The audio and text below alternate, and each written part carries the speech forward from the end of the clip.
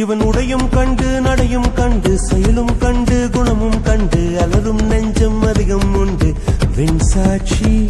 இவன் கர்வம் கண்டு கனிவும் கண்டு துணிவும் கண்டு துடிப்பும் கண்டு அடங்கும் பேர்கள் எங்கும் உண்டு மண் சாட்சி.